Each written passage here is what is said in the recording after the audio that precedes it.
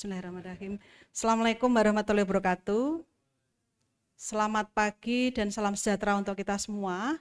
Yang terhormat Prof. Amran Swadi selaku narasumber kita pada pagi hari ini. Yang terhormat Bapak Ibu Hakim dari pengadilan di lingkungan peradilan agama, baik dari pengadilan tinggi dan juga dari pengadilan agama di wilayah DIY. Kepada Bapak Ibu dosen, pengampu mata kuliah hukum perkawinan dan kewarisan Islam, dan juga kepada para mahasiswa, baik dari mata kuliah hukum perkawinan dan kewarisan Islam, mata kuliah PLKH peradilan agama, dan mata kuliah konsentrasi yang ada di Departemen Hukum Islam. Terima kasih atas kehadirannya. Kita panjatkan puji syukur kehadirat Allah Subhanahu wa Ta'ala, Tuhan Yang Maha Esa, bahwa kita bisa mengadakan kuliah umum yang tentunya diharapkan dengan kuliah ini adik-adik bisa mendapatkan wawasan dan juga keilmuan yang baru yang mungkin selama ini belum kita ketahui secara teori. Alhamdulillah saat ini kita sudah bisa menghadirkan beliau, yaitu Prof. Amran Swadi. Bisa saya bacakan CV singkat beliau. Nama lengkap Profesor Dr. Andes Amran Swadi, SHM Hum MM CPARB. Saya tidak tahu membacanya seperti apa, panjang banget gelarnya gitu ya. Beliau lahir di Belawan 21 April 1954. Beliau rajin sekolah nih, rajin berkuliah, jadi adik-adik harus termotivasi ya, supaya rajin sekolah gitu ya. Yang pertama beliau adalah alumni S1-nya UIN Sunan Kalijaga, Yogyakarta, jadi beliau sudah cukup familiar dengan tradisi dan budaya Jogja ya. Yang kedua beliau S2 dari Universitas Sumatera Utara Medan, juga dari STIE IPWIJA Jakarta, dan S3 dari Universitas Islam Bandung. Nah, jabatan beliau sudah banyak sekali. Terakhir beliau sudah menjadi Hakim Agung sejak tahun 2014, lalu menjadi Ketua Muda Kamar Agama Mahkamah Agung Republik Indonesia tahun 2017 sampai 2024. Saat ini beliau adalah guru besar di Universitas Islam Negeri Sunan Ampel Surabaya dari tahun 2021 sampai sekarang. Nah, adik-adik, Mas Mbak, kalau nanti ke toko buku, bukunya beliau sudah banyak sekali. Saya baca itu lebih dari 20 ya, sekitar 28 buku. Ada puluhan makalah, dari sekian itu ada 82 makalah lebih gitu ya. Nah, catatan penting lagi adalah beliau ini beberapa kali menerbitkan landmark decision untuk putusan di pengadilan dalam lingkungan peradilan agama yaitu dari Mahkamah Agung. Jadi nanti adik-adik akan menemukan landmark decision yang sudah dihasilkan oleh beliau itu apa gitu ya. Itu dari saya CV beliau, dan beliau sudah mengajar di beberapa perguruan tinggi di wilayah Jakarta, Surabaya, Sumatera dan lain-lain ya. Nah, seperti itu. Mungkin untuk mempersingkat waktu, kita akan langsung saja ke materi utama kita pada pagi hari ini, yaitu pemberian atau penyampaian materi kuliah umum yang akan disampaikan oleh beliau Prof. Amran Swadi. Untuk waktu dan tempat kami haturkan. Terima kasih. Monggo Prof.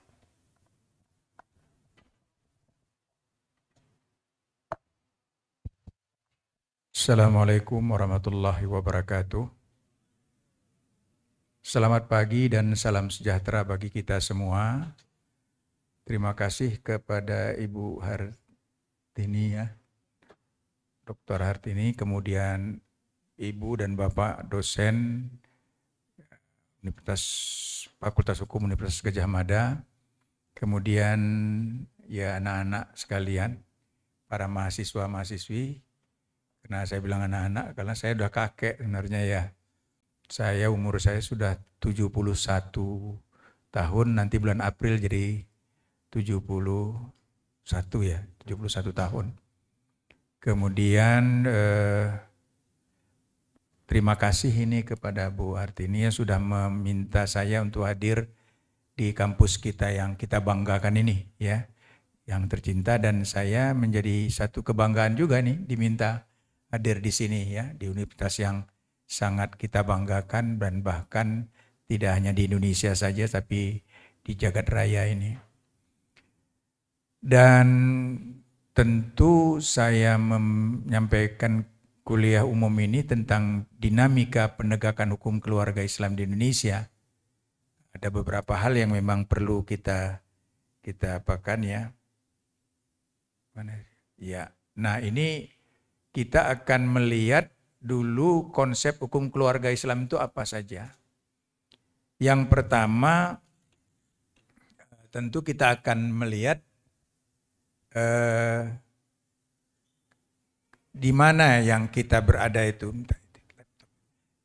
di mana kita berada sebenarnya ya. Kalau kita perhatikan itu ya, nah, di mana kita berada dalam kajian kita kali ini adalah kita akan membahas tentang enggak bisa ya.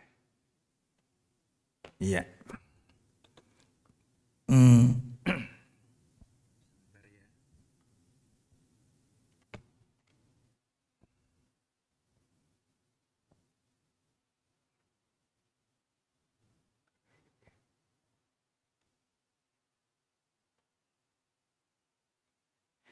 Enggak jalan. Oh iya. Ya, kita akan membahas tentang masalah yang berkaitan dengan itu yang baris merah itu ya, yang merah, yakni tentang akhwalus syahsiyah namanya ya. Jadi kita hukum keluarga. Sebenarnya hukum Islam itu banyak sekali meliputi berbagai hal, tapi dalam kesempatan ini kita akan membicarakan tentang hukum keluarga. Sebentar saya cari dulu ya.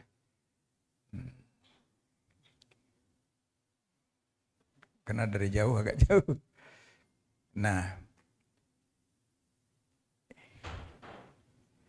ini kita akan lihat dari sisi hukum Islam itu adalah al-mu'amalah, yakni disri al-akhwalus syahsiyah. Nah itulah yang berkaitan dengan hukum keluarga. Adalah bahagian dari hukum Islam yang mengatur aspek-aspek yang berkaitan dengan hukum keluarga dan hubungan antar anggota keluarga. Sebenarnya banyak sekali ya, tapi itulah yang menjadi pokok bahasan kita. Nah, apa saja komponen dari hukum keluarga itu? Apa saja yang menjadi pokok bicaraan kita? Cabang akhwalus syahsiyah itu, nah ini ada ya, nanti dia dibagi. Izin beristri lebih dari seorang, izin melangsungkan perkawinan, kemudian dispensasi kawin, pencegahan perkawinan, penolakan perkawinan, penolakan oleh pegawai pencatat nikah, pembatalan perkawinan, gugatan kelalaian atas kewajiban suami dan istri, dan seterusnya. Ya, kemudian sampai kepada hukum kewarisan, hukum wasiat, hukum hibah, dan lain-lain. Ini merupakan cabang dari akhwalus syahsiyah ya. Jadi kalau kita lihat seperti itu, inilah dia cabangnya. Lalu bagaimana perkembangannya? Kita lihat dulu perkembangannya bagaimana. Perkembangan hukum keluarga Islam itu yang pertama masa awal Islam, hukum keluarga Islam itu adalah didasarkan pada Al-Quran dan sunnah Nabi Muhammad SAW. Kemudian berikut pada abad pertengahan, hukum keluarga Islam dikodifikasi dan dikembangkan oleh para ulama dan hakim dalam kitab-kitab fikihnya. Kemudian pada era modern terjadi modernisasi dan reformasi hukum keluarga Islam di berbagai negara muslim disesuaikan dengan adat masing-masing negara. Jadi banyak sekali terjadi perkembangan hukum keluarga Islam itu dikaitkan dengan berbagai macam perkembangan di masyarakat di mana hukum itu berada. Salah satu contoh begini ya, salah satu contoh tentang harta bersama. Itu kalau kita lihat di fikih, di masa awal Islam di kitab fikih, baik pun di abad pertengahan, itu tidak dikenal itu harta bersama itu. Harta gonogini itu tidak dikenal. Nah, lalu di era modern ini sekarang dikenallah harta gonogini.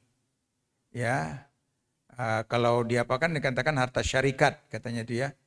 Nah, harta gonogini itu terutama di Indonesia itu sangat berkembang dan berpengaruh terhadap hukum keluarga, sistem keluarga Islam di Indonesia.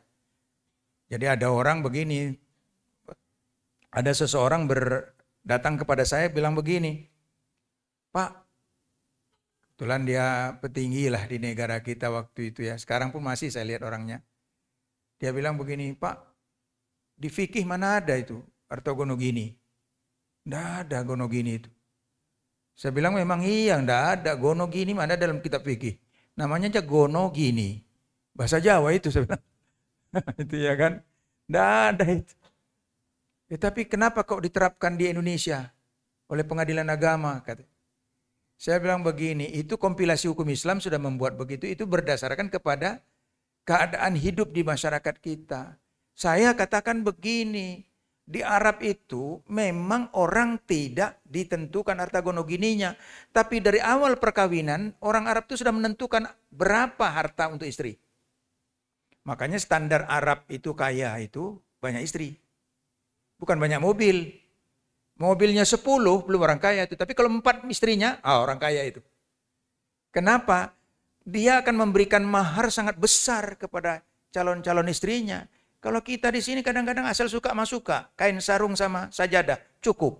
Maharnya itu kan, mahar seperangkat alat sholat tunai. Itu masih lumayan, kadang-kadang diangsur katanya. 25 juta diangsur tiap bulan. Ada itu, walaupun tidak bahasa angsurnya. Tapi yang 25 juta itu, dulu ada teman saya tahun 80-an nikah, 25 juta maharnya diserahkannya. Dia pinjam ke bank. 3 tahun, 4 tahun gitu dia pinjam ke bank. 2 tahun cerai. Jadi maharnya belum lunas, dia udah cerai. Bisa dituntut lagi. Saya bilang enggak bisa, kan kamu serahkan sudah semua. Karena mahar itu milik istri kan. Nah, bukan milik siapa-siapa, milik istri. Nah, di Arab sana sudah ditentukan. Ada teman saya dulu saya kan orang kerja di Asahan dulu beberapa tahun. Dia ada seorang wanita dinikahi oleh orang Arab. Nggak tahu bagaimana kok orang Arab tuh tahu sama orang itu. Nah, pokoknya dibawa pada tahun 70 berapa ya? Saya di 78, 79, 87 bukan 87 nikah itu pada waktu itu dia dikasih uang maharnya 50 juta. Tahun 87 50 juta. Orang pada bilang wah. Nah itu ya wah. Nah, ketika saya menunaikan ibadah haji ketemu sama orang itu di Jeddah. Karena kita sama-sama dari Hasan, saya bawa rombongan haji. Lalu saya tanya, enak ya di sini? Wah, enak. Semua dikasih, dibayar. Sampai nyusukan anak pun dibayar. Wah, gitu hebatnya ya. Jadi nyusukan anak, istri dikasih uang tiap bulan. Kalau 2 tahun ya kali 2 tahun. Di Indonesia boro-boro. Beli susu aja kadang-kadang payah. Ya kan? Jadi makanya disitulah terjadinya perbedaan itu. Saya bilang di Indonesia ini tidak bisa. Dimulailah adanya harta gono gini dan seterusnya. Kemudian dinamika hukum keluarga di Indonesia ini bagaimana dinamikanya? Seiring dengan perkembangan zaman, hukum keluarga Islam mengalami dinamika dan pembaruan. Dinamika hukum keluarga Islam itu juga bervariasi antar negara, tergantung pada interpretasi dan penerapan hukum Islam di masing-masing negara. Antara kita dengan Malaysia aja berbeda itu ya, penerapannya. Di sana kalau orang ingin menceraikan istri harus ada uang tabungan. Jadi disiapkan uang tabungan untuk biaya nafkah iddah, kemudian nafkah anak gitu ya. Kemudian seiring berjalan waktu banyak negara mengadaptasi dan mengembangkan sistem hukum keluarga Islam yang lebih relevan dengan konteks sosial dan kebutuhan masyarakat saat ini. Dan ini sekarang terjadi perkembangan, kita lihat kepada konteksnya bagaimana ya. Kemudian pembaruan hukum keluarga Islam di Indonesia, ini pembaruan hukum keluarga Islam di Indonesia itu bagaimana? Kalau kita lihat pembaruan itu dimulai dengan adanya kompilasi hukum Islam. Ya, pada tahun 1991 ini ya. Jadi kompilasi hukum Islam. Jadi nanti kalau kita belajar tentang hukum keluarga Islam memang tidak bisa lepas dari kompilasi hukum Islam. Memang ada orang mengatakan kompilasi hukum Islam itu kan bukan dasarnya tidak hukum positif. Betul, saya bilang. Dia berdasarkan impres. Impres nomor 1 tahun 1991. Impres itu kan bukan tata urutan peraturan perundang-undangan. Pada saat lahirnya, saya bilang. Tapi pada saat sekarang ini dia sudah jadi sumber hukum. Kenapa? Karena dia sudah berubah menjadi jurisprudensi. Kan ada banyak pasal-pasal yang diambil dari putusan dan berulang-ulang dari tahun 1991. Dia sudah menjadi pasal jurisprudensi. Jadi berarti isinya itu menjadi sumber hukum. Kemudian di berikutnya pembaruan hukum Islam, peraturan dan surat edaran Mahkamah Agung. Peraturan Mahkamah Agung dan surat edaran Mahkamah Agung. Nah, ini perlu kita ketahui para mahasiswa sekalian, apa sih bedanya SEMA dengan PERMA? Ini jangankan kita yang mahasiswa, kadang-kadang yang mau tes kelas 1A aja ya. Ada hakim, kelas 1A itu kan berarti udah senior. Saya tanya, apa? Coba silakan. Bedakan SEMA dengan PERMA. Bingung dia. Coba satukan. Cepat dia. Sperma, Pak. Waduh, kurang ajar. Victor dia waktu apa pikiran kotor. Jadi ini benar, bukan canda ini, benar. Akhirnya tidak saya luluskan dia. Gimana mau jadi kelas 1A begini pikirannya? Nah, kalau SEMA, surat edaran Mahkamah Agung, itu instruksi Mahkamah Agung terhadap hakim-hakim bawahannya. Jadi hakim itu yang harus patuh. Kenapa SEMA itu dibuat? Untuk adanya kesatuan hukum dan kepastian hukum. Untuk ada kesatuan dan kepastian hukum. Itu SEMA itu. Salah satu diantaranya ada orang yang mempertentangkan gimana tuh SEMA nomor berapa itu ya? Bukan nomor 3, nomor 2 ya. Nomor 2 atau nomor 1. Tahun 2000 tentang kawin beda agama itu. Ya, bukan berarti Mahkamah Agung itu mengapakan, cuma hanya memberikan petunjuk kepada hakim untuk tidak mengabulkan, itu saja. Untuk tidak mengabulkan. Bukan berarti lalu menafikan perkawinan beda agama. Saya katakan perkawinan beda agama itu adalah perkawinan antar orang yang berbeda agama, bukan agamanya yang kawin. Jadi artinya kalau dia sekiranya sudah sah menurut agamanya, sah itu. Yang salah ini kan, kalau saya mengatakan yang salah itu Undang-Undang Dukcapil. Kenapa mesti harus pengesahan pengadilan lagi, orang sudah sah menurut agama kok. Cuma dia tetap bertahan dengan agamanya masing-masing. Kan itu persoalannya. Jadi bukan perkawinan beda agama. Nah, itu diberi petunjuk oleh Mahkamah Agung dengan surat edaran. Kemudian kalau peraturan sering kita dengar PERMA, peraturan Mahkamah Agung. Kalau PERMA itu barulah sumber hukum. Karena dia merupakan tata urutan peraturan perundang-undangan di dalam Undang-Undang nomor 12 ya. Tahun nomor 11 atau 12. Tahun 2012 dibalik-balik itu ya. Nanti tolong diperhatikan ya. Nah, karena nomor 11 tahun 2012 atau nomor 12 tahun 2011. Tata urutan peraturan perundang-undangan. Kemudian pembaruan yang berikutnya adalah putusan pengadilan. Nah, ini jurisprudensi. Nanti tolong menjadi perhatian bagi kita. Makanya tadi ada pembicaraan bagaimana kita melihat perkembangan putusan-putusan pengadilan tentang hukum keluarga Islam ini. Nah, ini kalau kita lihat ya, berikut ini. Nah, garis besar isi dan muatan kompilasi hukum Islam itu apa saja? Kalau kita lihat buku 1 tentang perkawinan, terdiri dari 9 bab dan 170 pasal.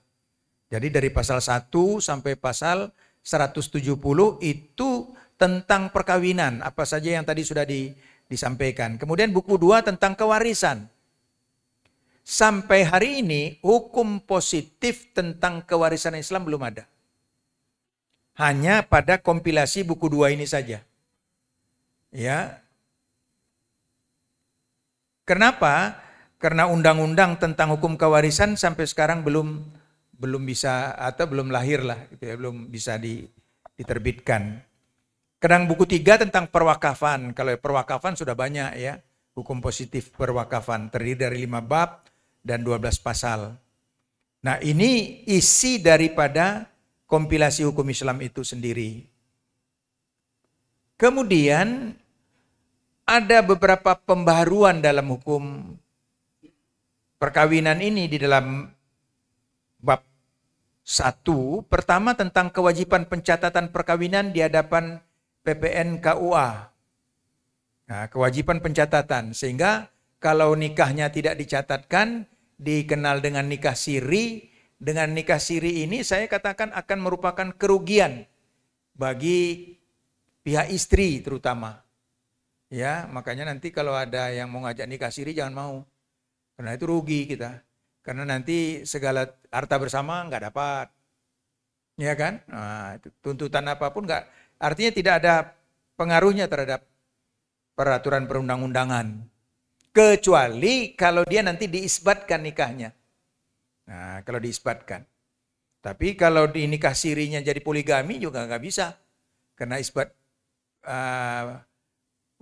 isbat poligami siri itu tidak dibenarkan kan gitu. Tidak boleh. Kemudian pengaturan taklik talak.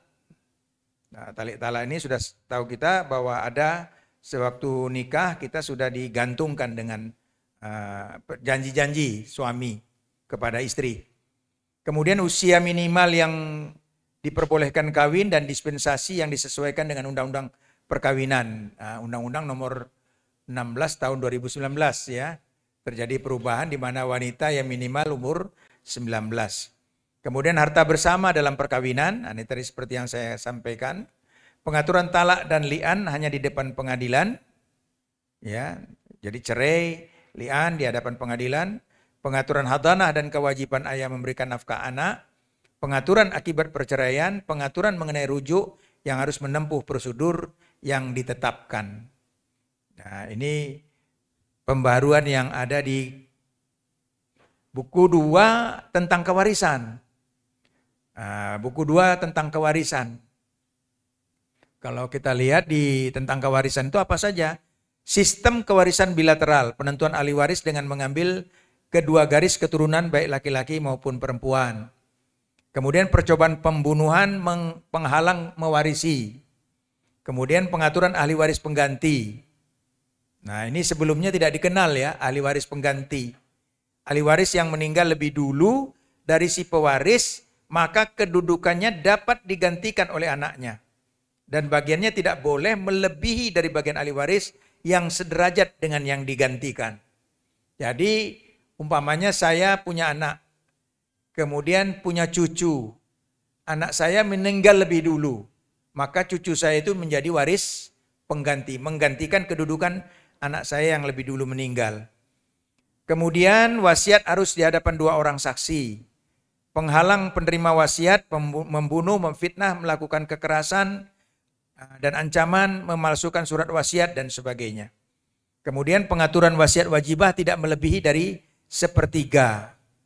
Ini wasiat wajibah ini sering dibagikan kepada umpamanya anak yang beda agama. Ya kan? Atau istri atau suami yang beda agama.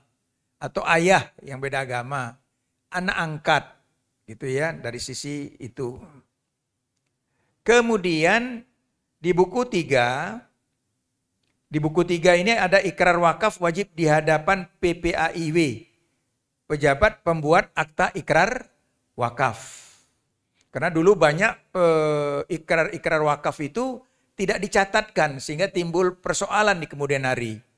Makanya di dalam sengketa wakaf di pengadilan agama ada surat edaran Mahkamah Agung, keputusan pleno kamar agama Mahkamah Agung mengatakan memberlakukan saksi istifadah. Saksi istifadah itu apa? Testimonium di auditu. Berdasarkan cerita. Nah, gitu ya. Berdasarkan cerita. Dari mana saudara tahu ini saksi wakaf ini? Oh, cerita si anu.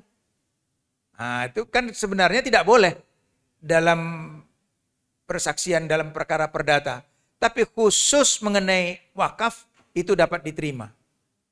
Nah, itu sudah ada keluar surat edaran Mahkamah Agung. Kemudian nazir harus warga negara Indonesia. Jika nazir badan hukum maka harus berkedudukan di Indonesia serta tercatat dengan ketentuan perundang-undangan. Nazir wakaf harus bersumpah di hadapan kepala kantor urusan agama. Kemudian jabatan nazir diberhentikan oleh kepala KUA karena meninggal dunia, permohonan sendiri tidak dapat melaksanakan tugas, melakukan tindak pidana mungkin karena kedudukan nazir tidak dapat diwariskan. Dan kedudukan nazir itu tidak dapat diwariskan. Ini antara lain di bab 3 itu ya, dijelaskan.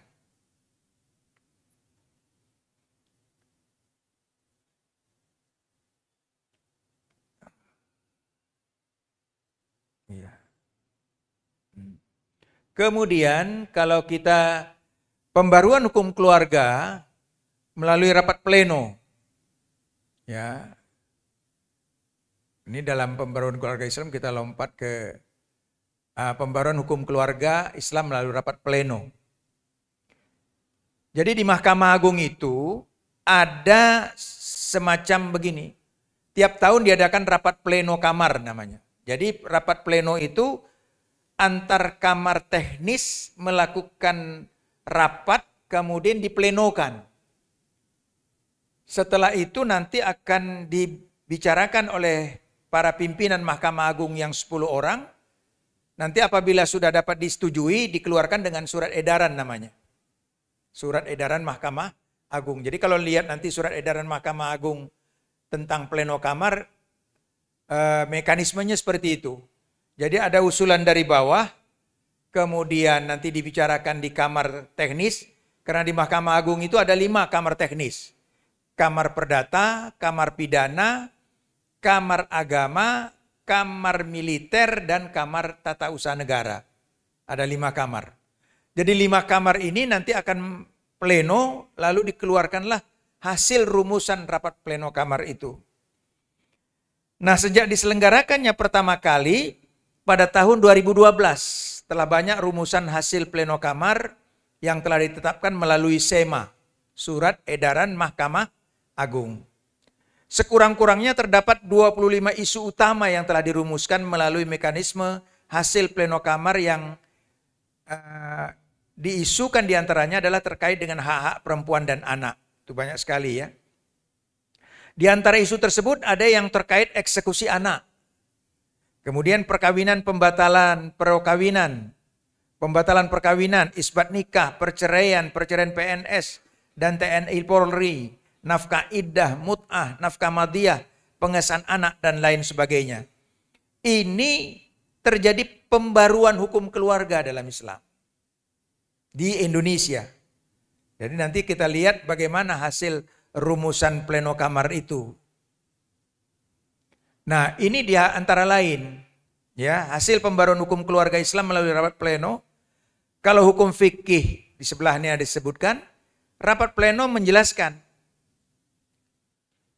Salah satu contoh rapat pleno begini. Perceraian hanya dapat dikabulkan jika terbukti adanya perselisihan dan diikuti dengan telah berpisah tempat tinggal paling singkat 6 bulan. Kecuali ditemukan fakta hukum adanya penggugat melakukan KDRT. Aturan ini untuk mengimplementasikan asas mempersulit cerai. Jadi di Indonesia sekarang ini kalau mau bercerai dengan alasan perselisihan terus-menerus harus tergambar berpisah rumah 6 bulan. Nah, itu ya, berpisah rumah 6 bulan. Sebenarnya lebih singkat dibanding di Australia. Kalau di Australia itu 12 bulan.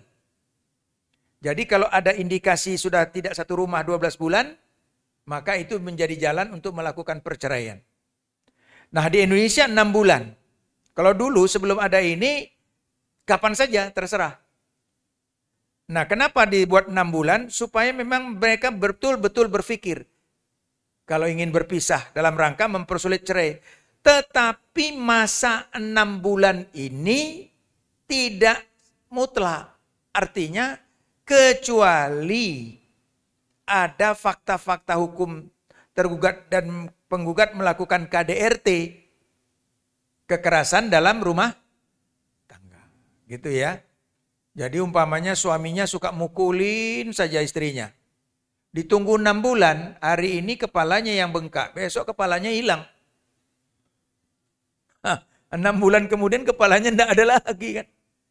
Jadi kalau ada KDRT tidak nunggu 6 bulan. Oleh sebab itu, begitu terjadi KDRT, segera minta visum et repertum untuk pembuktian bahwa ada terjadi KDRT. Nah memang ini yang sebenarnya sudah lama saya gagas, supaya ada semacam semacam koneksitas antara PA dengan PN itu ya. Jadi bagaimana kalau KDRT lalu di PN diputus pidana? Kalau sekarang ini kan enggak. KDRT cuma menjadi alasan perceraian saja, tapi pidananya terpisah sendiri kalau digugat. Kalau enggak digugat ya sudah. Ada seorang ibu-ibu, ini saya melihat sendiri, sampai putus, hampir putus, bukan hampir, putus pun tangannya ini. Cuma karena tidak lepas, karena ada kulitnya. Nah, saya katakan, lapor ke polisi, segera minta visum et repertum. Si ibu tadi bilang, enggak usah lah Pak. Kenapa enggak usah? Saya minta cerai saja. Kenapa begitu? Nanti kalau masuk penjara kan anaknya si A ini, anak-anaknya saya juga malu. Kok bapaknya masuk penjara? Nah, saya bilang ini hebat juga nih si ibu nih. Akhirnya cerai hanya cerai saja, tapi akibat cerainya tentang KDRT ini tidak dibayar. Makanya saya lebih cenderung agar persoalan KDRT ini di situ diterapkan restoratif justice. Pemulihan kembali. Harus dibayar dong kerugian wanita yang disengsarakan ini gitu ya. Walaupun itu istrinya sendiri. Kemudian di berikutnya di pasal 149 KHI hanya mengatur tentang akibat hukum dari perceraian. Tapi rapat pleno mengatakan begini. Jika perceraian terjadi atas inisiatif si istri, selama ia tidak nusus, maka pengadilan dapat menetapkan akibat perceraian berupa mut'ah, iddah maupun madiyah. Artinya pembeban nafkah itu dapat ditentukan oleh hakim. Jadi seandainya si ibu atau si istri tidak nuntut mut'ah. Mut'ah itu apa? Mut'ah itu kenang-kenangan lah ya. Tali asih namanya. Jadi kalau seorang istri yang akan bercerai harus diberikan tali asihnya berapa. Kalau saya mengatur kalau dia umpamanya nikah 10 tahun, kita tinggal kalikan saja. Berapa 1 bulan tali asihnya. Kemudian iddah itu 3 bulan kemudian maupun madiyah. Belanja terutang yang tidak ditunaikan. Itu antara lain kalau kita lihat ya dari hasil pleno kamar itu ya. Nah, kemudian berikutnya di dalam pembagian harta bersama harus juga diperhatikan aspek kepentingan terbaik buat anak. Karena itu dalam perkara harta bersama yang objeknya satu-satunya, maka gugatan dapat dikabulkan namun pembagiannya ditunda sampai anak menjadi dewasa. Umpamanya rumahnya cuma itu, satu. Anaknya masih kecil-kecil. Lalu mau dibagi harta bersama rumah itu. Maka rapat pleno mengatakan tunda itu dulu, jangan dibagi. Tunggu anaknya dewasa. Gitu. Ya. Kemudian berikutnya rapat pleno merumuskan bahwa nafkah lampau atau nafkah madiyah anak yang dilalaikan oleh bapaknya dapat diajukan gugatan oleh ibunya atau orang yang secara nyata mengasuh anak tersebut. Kemudian hasil pembaharuan hukum keluarga Islam melalui rapat pleno kamar. Nah ini beberapa hal yang saya ingin sampaikan ya. Kemudian perkawinan campuran karena beda agama. Ini seperti yang saya sebutkan tadi, SEMA nomor 2 tahun 2023. Ya, undang-undang perkawinan tidak mengenal perkawinan campuran karena perbedaan agama. Karena itu Mahkamah Agung mengeluarkan surat edaran perihal tersebut. Ini sesuai dengan SEMA nomor 2 tahun 2023 tentang petunjuk bagi hakim dalam mengadili permohonan pencatatan perkawinan antar umat yang berbeda agama dan kepercayaannya, yang berbunyi, pengadilan tidak mengabulkan permohonan pencatatan perkawinan yang berbeda agama dan kepercayaan. Ini petunjuk kepada hakim. Kenapa terjadi seperti ini? Karena ada hakim yang mengabulkan, ada hakim menolak, ada hakim yang meng-NO. Supaya tidak terjadi disparitas yang seperti ini, maka Mahkamah Agung mengeluarkan SEMA yang dikenal dengan SEMA nomor 2 tahun 2023. Ya, ini. Ya. Nah, ini dia. Ini berbagai pembaharuan, ya. Kemudian tentang dispensasi kawin. Ini tentang dispensasi kawin, ya. Adalah pemberian izin kawin oleh pengadilan kepada calon suami istri yang belum berusia 19 tahun untuk melangsungkan perkawinan. Artinya dispensasi kawin merupakan penyimpangan terhadap batas minimal perkawinan. Karena dalam Undang-Undang nomor 16 tahun 2019 disebutkan bahwa perkawinan itu dapat diizinkan kalau umurnya sudah 19. Ya. Kemudian dapat dimintakan dispensasi kawin dengan alasan sangat mendesak. Nah, ini nih. Sangat mendesak ini kabur dia. Ya, sangat multitafsir. Ada yang mengatakan mendesak itu hamil. Nah, saya katakan jangan diterjemahkan mendesak itu hamil untuk mengabulkan. Karena nanti orang pada hamil duluan baru ke pengadilan. Nah, pasti dikabulkan nanti kalau udah hamil. Gitu ya. Jadi itu antara lain. Kemudian ini tentang pemeriksaan. Nanti tolong dikaji ya. Pemeriksaan dispensasi kawin itu apa? Hukum acaranya belum ada.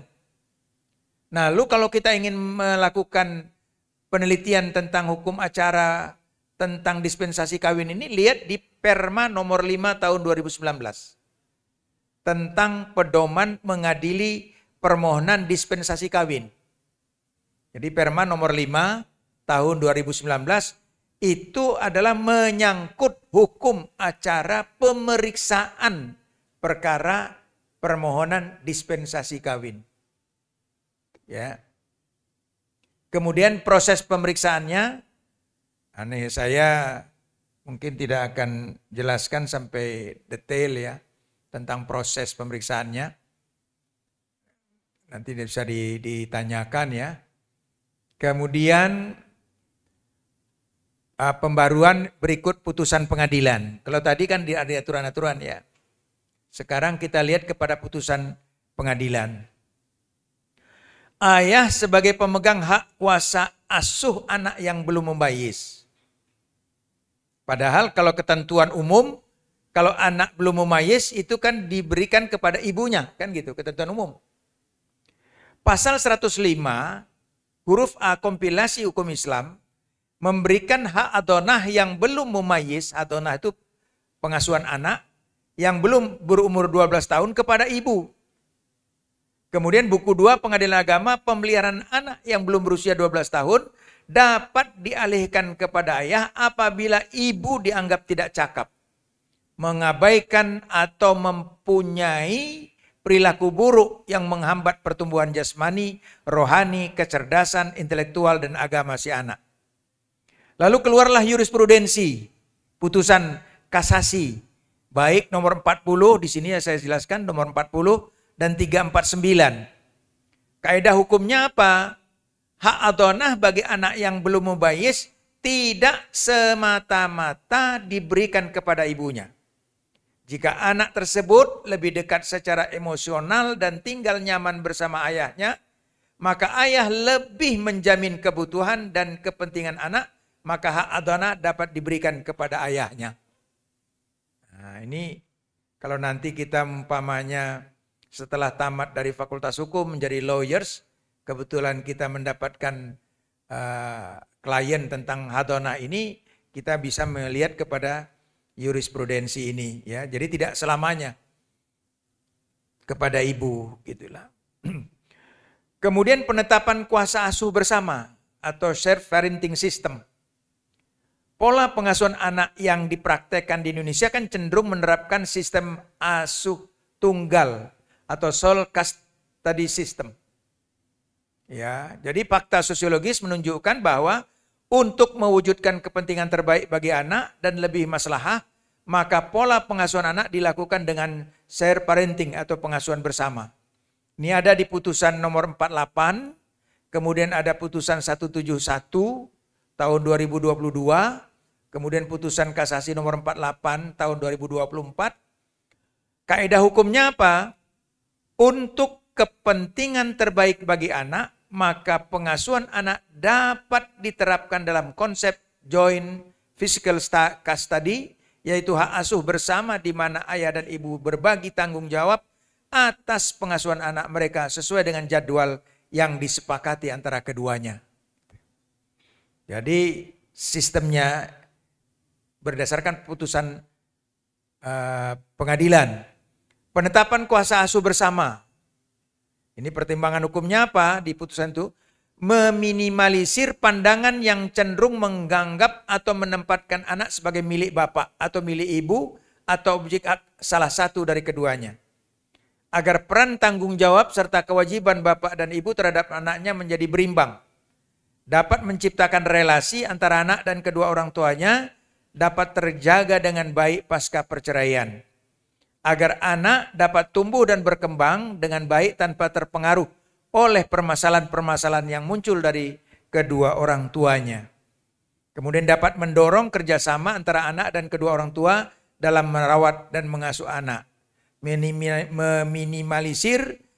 Meminimalisasi ketergantungan anak hanya kepada orang tua yang mengasuhnya saja. Nah, ini pertimbangan hukum ini nanti akan kita bisa baca di dalam putusan-putusan pengadilan agama, ya. Nah, ini pertimbangan hukumnya, kemudian saya lihat di beberapa pertimbangan hukum, ya.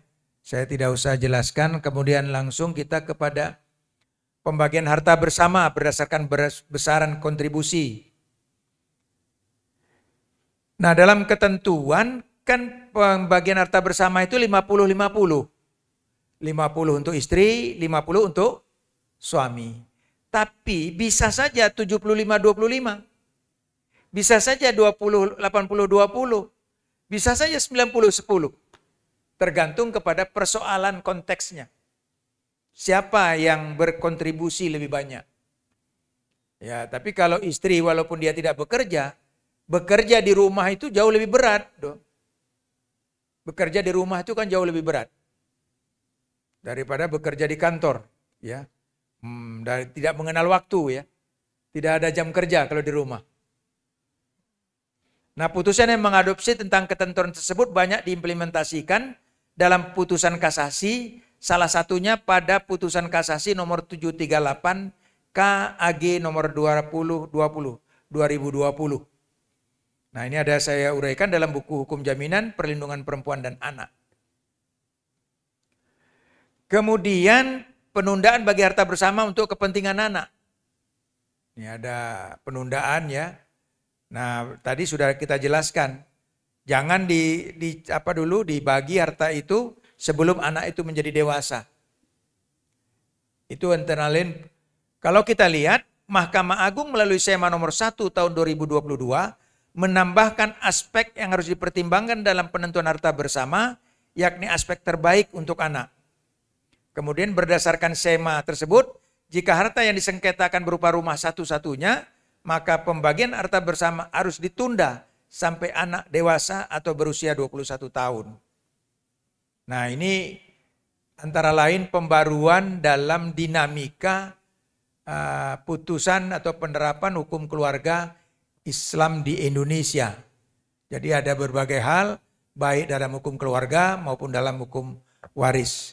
Saya kira ini uraian sementara yang dapat saya sampaikan, dan tentu dalam hal ini kita elaborasi dalam tanya jawab. Saya kira demikian. Terima kasih. Saya kembalikan kepada Ibu Moderator. Terima kasih. Assalamualaikum warahmatullahi wabarakatuh. Waalaikumsalam warahmatullahi wabarakatuh. Terima kasih Prof. Amran. Kita kasih aplaus pertama untuk beliau atas paparan materinya yang luar biasa. Adik-adik jadi tahu ya bahwa ternyata di pengadilan dalam lingkungan peradilan agama, termasuk di Mahkamah Agung itu sangat progresif dan sangat banyak hal-hal baru yang mungkin adik-adik baru sekarang mengetahuinya atau mungkin beberapa sudah mengetahuinya.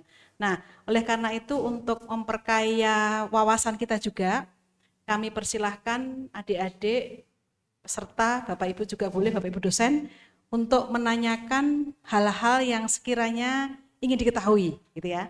Karena tadi sudah dipaparkan banyak hal dan dari apa yang beliau sampaikan tadi, itu juga membuka kesempatan bagi adik-adik untuk menuangkannya ke dalam suatu penelitian. Nah, kebetulan kita kan URP baru menawarkan hibah yang luar biasa banyaknya, deadline-nya tanggal 28. Nah, monggo, ini kesempatan yang luar biasa bisa digunakan oleh adik-adik mahasiswa dan juga tentunya Bapak Ibu dosen. Silakan untuk bertanya, monggo. Saya beri kesempatan pertama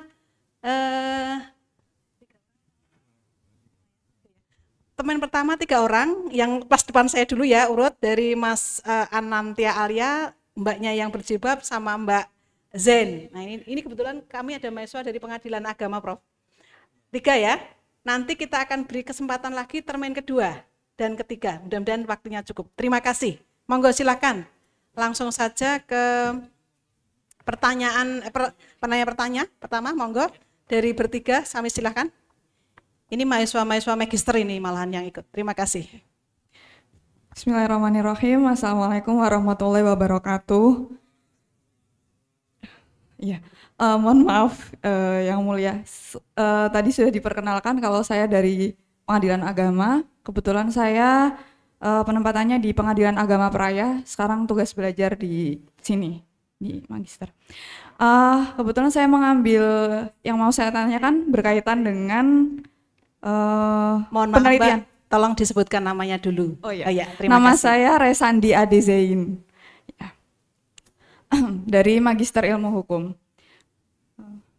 Yang ingin saya tanyakan berkaitan dengan penelitian akhir saya, tesis, tentang SEMA 3 2015 berkaitan dengan hak waris dari kemenakan anak dari saudara yang di mana pewaris tidak memiliki anak, akan tetapi memiliki saudara, namun saudaranya sudah meninggal terlebih dahulu.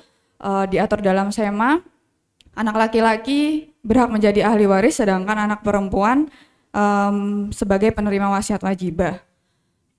Dalam hal ini saya ingin menanyakan, yang pertama adalah kenapa kemudian SEMA akhirnya memutuskan untuk membedakan antara anak laki-laki dari saudara dan juga anak perempuan. Kemudian apakah ketika misalkan ada saudara dari pewaris yang masih hidup, yang lainnya, di mana saudara ini menjadi ahli waris dari saudaranya tersebut, apakah kemudian anak laki-laki ini menjadi ahli waris sama dengan saudaranya tersebut? Jadi kemenakan menjadi pewaris sama dengan paman dan bibinya, seperti itu. Kemudian bagaimana terkait ketika misalkan memang yang mewaris hanya kemenakan laki-laki dan perempuan, apakah kemudian ini dibaginya sesuai kaidah wasiat wajibah? Jadi kemenakan perempuan itu ditentukan dulu wasiat wajibahnya, kemudian sisanya diberikan kepada kemenakan laki-laki atau seperti apa? Kemudian pertanyaan yang kedua adalah tentang di Lombok ini kan banyak sekali waris yang turun-temurun, yang mana sebelumnya sudah dibagi secara adat, di mana perempuan tidak mendapatkan hak waris dari objek berupa tanah dan sebagainya, mereka hanya mendapatkan objek bergerak saja. Nah, kemudian terkait hal tersebut banyak putusannya itu yang membatalkan kewarisan yang sudah dibagikan secara turun-temurun secara adat tersebut, Prof. Nah, pertanyaan saya adalah sedangkan yang keberatan ini kan sudah misalkan di generasi ke-7, yang diminta adalah dari objek waris dari buyut misalkan, yang mana ahli warisnya tidak pernah ada yang keberatan dengan hukum Islam. Apakah kemudian memang apa? Sedangkan hukum adat sendiri di Indonesia itu kan diakui. Bagaimana pendapat dari Prof. Amran sendiri terkait hal ini? Seperti itu. Terima kasih. Silakan disambung dengan pertanyaan kedua, silakan. Baik, terima kasih atas kesempatannya yang mulia. Perkenalkan, saya Rahayu, saya dari Magister Ilmu Hukum. Kebetulan saat ini saya juga sedang melakukan penelitian terkait Surat Edaran Mahkamah Agung atau SEMA nomor 3 tahun 2023, khususnya pada bagian rumusan Kamar Agama angka 3 tentang kewarisan, di mana disebutkan bahwa demi kepentingan terbaik bagi anak kandung hasil perkawinan yang sah secara agama Islam, namun tidak dicatatkan, dapat ditetapkan sebagai penerima wasiat wajibah. Kemudian pertanyaan saya adalah, apa pertimbangan hukum dan latar belakang terbitnya ketentuan tersebut, mengingat dalam hukum Islam, anak kandung memiliki hak untuk menjadi ahli waris dan bahkan memiliki kedudukan yang istimewa untuk dapat menghijab ahli waris lain. Sekian dan terima kasih. Terima kasih, silakan Mas Anantia. Assalamualaikum warahmatullahi wabarakatuh. Selamat pagi Prof. Suatu kehormatan bagi saya untuk bisa di tempat ini dan mendengarkan dari Profesor. Saya punya 2 pertanyaan Prof. Yang pertama adalah terkait sighah tahlil talak. Yang kedua adalah terkait syahadah al-istifadah. Yang pertama, tadi kan Prof. Amran mengatakan bahwa KHI itu sifatnya tidak mengikat karena dilakukan oleh Impres 1 tahun 1991. Pertanyaannya adalah dalam KHI itu disebutkan dalam pasal 46 bahwa tahlil talak itu sifatnya tidak wajib Prof. Tapi sekali diucapkan itu mengikat kepada para pihak. Akan tetapi Prof, saya pernah melakukan penelitian kebetulan di Pengadilan Agama Bantul dan salah satu KUA di Bantul itu hakim dan PPN dari KUA itu menafsirkan tahlil talak itu sebagai satu hal yang urgent dan bahkan mendekati sunnah muakkad Prof, sangat dianjurkan karena sifatnya itu melindungi hak-hak dari perempuan. Pertanyaannya, ketika melihat perbedaan semacam ini, apakah KHI yang dilakukan dengan Impres itu sifatnya itu bisa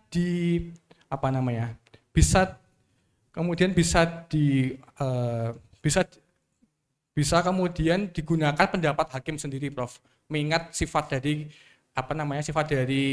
Impres tadi itu tidaklah mengikat gitu.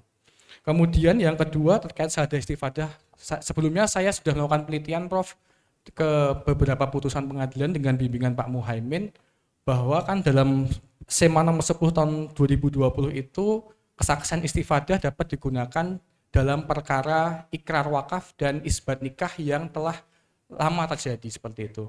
Akan tetapi Prof, setelah SEMA itu pun masih terdapat disparitas penelitian, disparitas putusan. Hal ini karena terdapat perbedaan pendapat hakim terkait dengan pengertian syahadah istifadah itu. Ada hakim yang menyatakan bahwa syahadah istifadah itu sama dengan testimoni di auditu, ada juga yang membedakan, dan para ahli juga berbeda pendapat tentang hal itu. Pertanyaannya adalah ketika SEMA 10 tahun 2020 itu sudah mengatur, akan tetapi masih terdapat disparitas, kemudian apakah dikembalikan kepada hakim di setiap pengadilan itu, atau seharusnya ada peraturan lebih rinci lagi untuk mengatur adanya hal itu agar tidak jadi disparitas Prof. Terima kasih. Wassalamualaikum warahmatullahi wabarakatuh. Terima kasih adik-adik atas pertanyaannya. Monggo Prof, langsung saja dijawab. Terima kasih. Terima kasih atas pertanyaannya yang sangat membanggakan ini ya. Dari yang pertama dari Rizdani Aziz Zaini ya. Ini memang kalau di Praya sana memang banyak perkara-perkara waris bertingkat itu ya. Banyak sekali kalau di sana. Jadi makanya kalau orang yang bertugas di sana memang ahli kewarisan biasanya itu, ahli dalam memutus perkara kewarisan. 2023. Kemudian bagaimana tentang kok keluar SEMA seperti ini? Ini begini ya. Pada saat itu aris pengganti ini diterjemahkan terlalu melebar.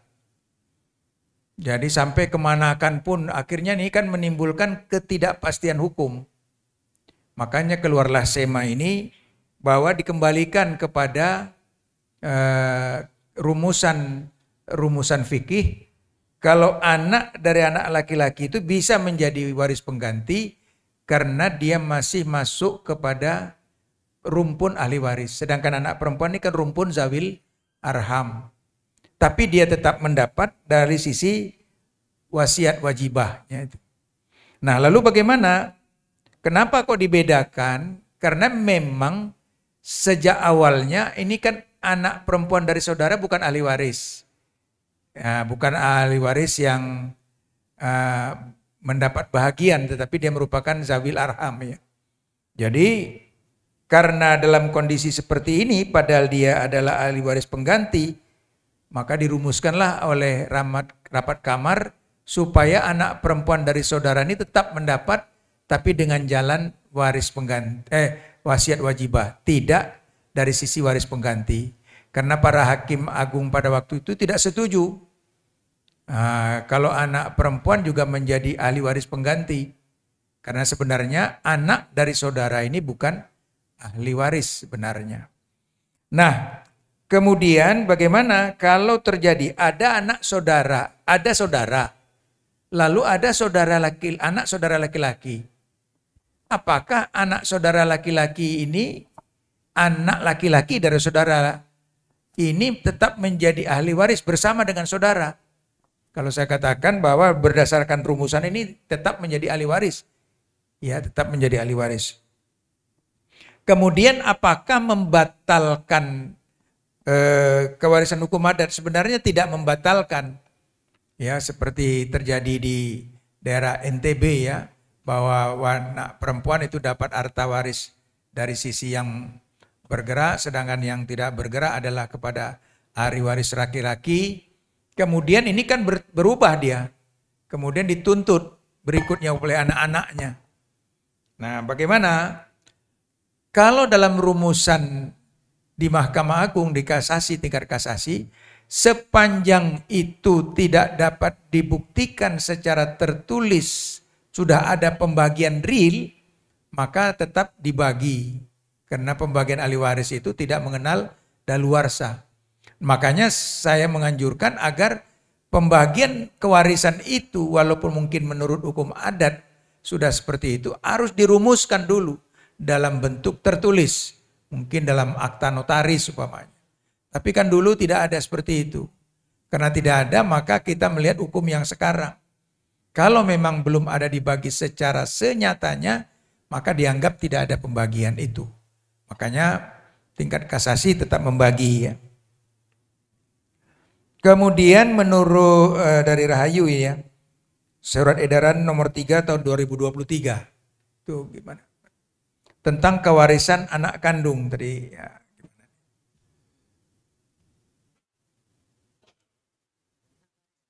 Mana dia? Dalam rangka melindungi kepentingan terbaik bagi anak, maka anak kandung dari hasil perkawinan yang dilakukan menurut agama Islam tetapi tidak dicatatkan dapat ditetapkan sebagai penerima wasiat wajibah dari pewaris.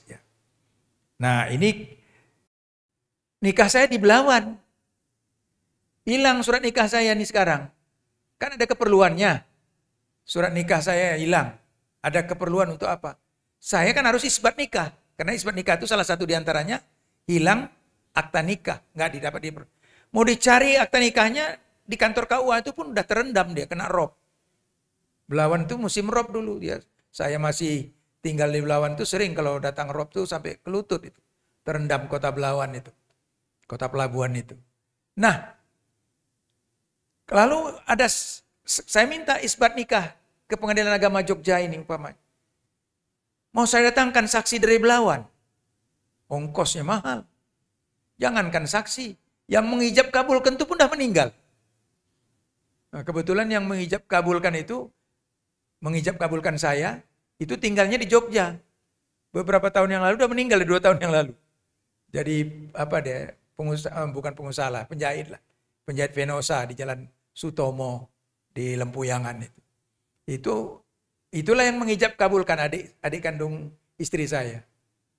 Nah, itu jadi dia yang mengijab kabul. Itu udah meninggal. Jadi bagaimana caranya? Tentu saksi istifadah. Menurut cerita orang-orang bahwa bapak itu tak mungkinlah kumpul kebo dengan istri itu. Orang kemana aja berpeci nggak pernah lepas kok. Antara lain ke masjid. Jadi tidak mungkin. Jadi itu kan saksi istifadah. Tidak melihat dia peristiwa nikah itu. Tahun 80. Karena kalau dihadirkan, tidak mungkin. Nah begitu juga wakaf. Wakaf itu tahu bahwa masyarakat tahu wakaf. Tapi orang tidak pernah ada yang menyaksikan lagi, udah nggak ada. Menyaksikan ikrar wakaf itu tidak ada. Makanya sekarang kewajiban kalau ada ikrar wakaf, PPAIW kan gitu ya. Dibuat pencatatannya. Kalau yang dulu kan banyak, tahu orang itu tanah wakaf. Tapi karena ada pelebaran jalan tol, harganya mahal, ahli waris menuntut meminta pembatalan wakaf. Nah, itu antara lain lah. Makanya kalau ada terjadi hakim yang berbeda pendapat, ini ajukan upaya hukum. Itu upaya hukum ya. Nah, atau laporkan aja hakim itu ke KY, ke Bawas. Nah, itu berarti dia keliru hakim itu. Karena tidak mengikuti SEMA. SEMA itu gunanya adalah untuk supaya ada kesatuan hukum. Kepastian hukum, supaya tidak multitafsir dia. Nah, kalau ada hakim yang tidak taat kepada SEMA, berarti ini keliru hakim ini, harus mendapat hukuman ini hakim. Makanya kalau dalam penelitian baru-baru ini, yang taat 100% terhadap SEMA itu lingkungan peradilan agama. Nah, yang taat 100% terhadap, diteliti. Saya katakan bahwa SEMA itu bisa berubah kok. Itu kan bukan Al-Quran, bukan Al-Hadis. Itu buatan manusia. Bisa berubah? Bisa berubah. Tapi mekanismenya harus diikuti lagi. Cara merubahnya bagaimana? Buat SEMA baru lagi. SEMA ini kan ada, coba baca. Menyempurnakan SEMA nomor sekian. Kan gitu ada ya. Karena dianggap kurang. Gitu ya. Terima kasih Prof atas penjelasannya. Mudah-mudahan adik-adik yang bertanya sudah mendapatkan jawaban. Kami buka lagi termin kedua, 3 mahasiswa. Mas yang pakai jaket hitam sama adik ini. Mas itu. Nanti ada kesempatan ketiga lagi insya Allah ya. Gak apa-apa, ini kita sama-sama belajar. Silakan dari yang paling selatan, berurut ya nanti. Terus Mas ini, adik kita yang dari S1. Ya, terima kasih. Bismillah. Baik Pak, sedikit bertanya. Nama saya Yusuf. Pertama Pak, yang saya tanyakan Pak, ketika seorang anak sudah 21 tahun, sudah menginjak dewasa, tetapi seorang ibunya itu mengajukan perceraian. Ketika diajukan antara harta gonogini dan juga perceraian itu ditolak oleh hakim. Hakim hanya mengabulkan perceraiannya tanpa adanya gonogini. Sedangkan Bapak tadi memberikan pernyataan dalam SEMA tersebut harus 21 tahun baru bisa dibagi. Nah, di dalam hal ini pernah ada suatu kejadian di mana harta gonogini diajukan tapi ditolak. Baik Pak, itu yang pertama. Kemudian Pak, yang kedua, menurut pertimbangan hakim, screenshotan, saya bertanya dalam acara Pak ya, ketika screenshotan itu tidak dilatar belakangi dengan digital forensik, maka itu tidak menjadi salah satu pertimbangan oleh hakim. Padahal screenshotan yang diajukan oleh pengacara itu telah diakui oleh si tergugat. Tergugat itu mengakui. Jadi ada singgungisasi, ya, ada singgungisasi, ada kesamaan, tapi itu tidak menjadi pertimbangan hakim. Dan apakah itu bisa nanti diajukan melalui kasasi atau seperti apa? Itu tadi Pak, yang kedua. Yang terakhir Pak, ini yang menjadi kefatalan bagi salah satu Badilak Pak ya. Kemarin saya sudah bertemu dengan Badilak, sudah menyampaikan bahwa putusan dari putusan dari pengadilan yang berada di e-court itu di hari pertama itu berbeda dengan hari kedua. Nah, apa langkah yang harus saya lakukan? Apakah saya harus ke Bawas, ke KY, apakah saya harus melakukan kasasi? Ini adalah menjadi suatu ketimpangan bagi masyarakat, bagi praktisi. Seperti itu Pak. Terima kasih atas pertanyaannya. Jawabannya, wassalamualaikum warahmatullahi wabarakatuh. Silakan lanjut ke Mbak yang pakai batik jilbab, silakan. Baik, terima kasih atas kesempatannya. Perkenalkan, saya Rizky Amanah dari S1 Hukum. Izin bertanya, Prof. Jadi untuk pertanyaan pertama, tadi kan sempat dijelaskan bahwa poligami siri itu tidak diperbolehkan. Namun kalau misal mau poligami itu kan berarti harus nikah sah ya. Tetapi pada pasal 5 ayat 1 Undang-Undang Perkawinan itu terdapat pengecualian dalam persetujuan istri apabila hendak poligami, seperti ketika istri tidak cakap hukum, kemudian istri tidak dapat dimintai persetujuan, juga bisa ketika ada alasan lain yang ditetapkan oleh hakim atau pengadilan. Nah, kiranya dalam praktek itu sendiri apa saja yang bisa dijadikan pertimbangan atau alasan pengadilan untuk mengecualikan persetujuan istri ketika hendak poligami, seperti itu. Kemudian untuk pertanyaan kedua,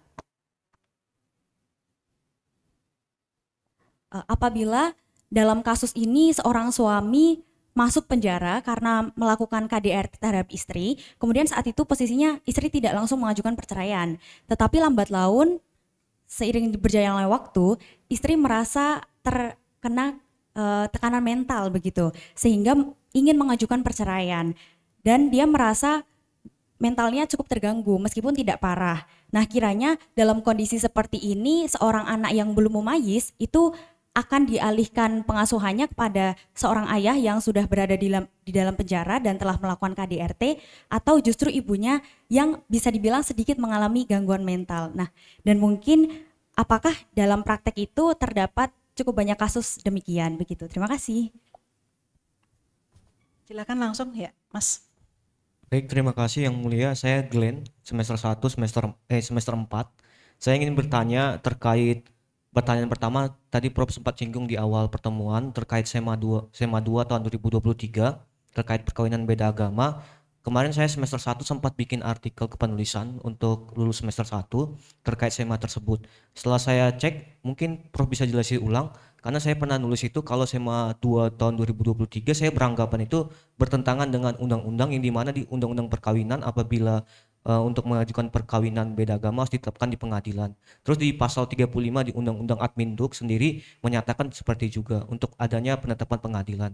Jadi pertanyaan saya, apakah boleh sesuai dengan Prof katakan definisi SEMA tadi adalah instruksi kepada hakim bawahan untuk kesatuan dan kepastian hukum bisa bertentangan dengan undang-undang tersebut, atau mungkin persepsi saya salah? Terus itu yang pertama. Terus yang kedua terkait pertanyaan, karena saya masih S1, jadi saya bertanya berandai-andai secara teori, bertanya kepada Prof, kasus seandainya misalnya terkait waris Islam, seandainya misalnya ada kasus yang dimana anaknya 3, terus istrinya udah meninggal tapi punya bapaknya ini punya suami, punya anaknya 3, bapaknya ini sudah meninggal dan pembagian hartanya sudah dilakukan, tapi pada mungkin hari ke-14 dia hidup kembali.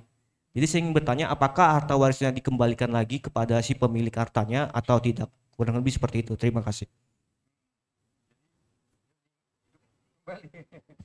Sebentar Mas, pertanyaannya agak tidak jelas yang nomor 2 tadi, yang tentang waris. Ya, pertanyaannya ini agak kreatif aja. Apabila seorang pewaris, seorang laki-laki, istrinya sudah meninggal, mohon maaf, terus punya anak 3, lalu dia meninggal dan beberapa hari kemudian hartanya sudah dibagi, tapi pada hari ke-10 mungkin dia hidup kembali.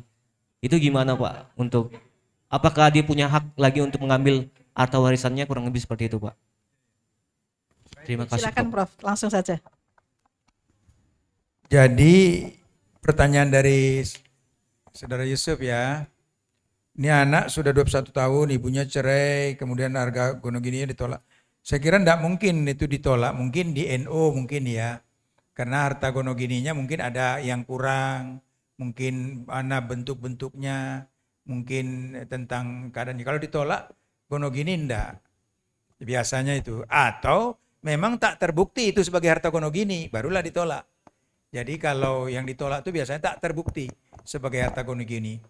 Tapi kalau dia kurang, umpamanya mungkin harta itu ukurannya segala macam, kedudukan harta itu atau kebetulan harta itu dalam agunan bank, biasanya dinyatakan NO. Ya, gitu ya.